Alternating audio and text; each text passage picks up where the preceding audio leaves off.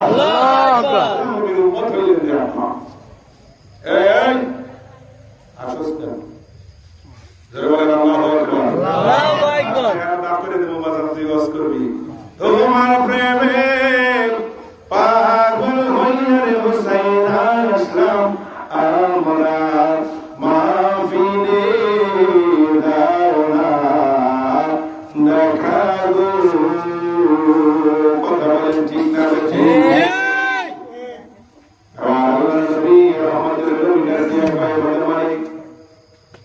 আমার যেমন পজিশন আল্লাহর দরবারে আলাদা ঠিক তেমনি ভাবে আমার আলে বাইত শরীফের পজিশন আলাদা। এবার আমার ফাতেমা একটা প্রশ্ন তুলে ধরলেন নবীর কাছে, নবী গো তাহলে বলতে হবে জান্নাতের মধ্যে সবার আগে জান্নাতের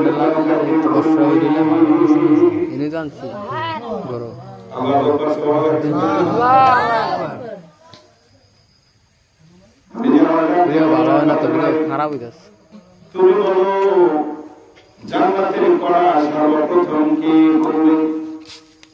আমরা অনেক মুসলমানরা জানি সর্বপ্রথম আমার নবীজি জান্নাতের দরজা উন্মোচন করে দিবে।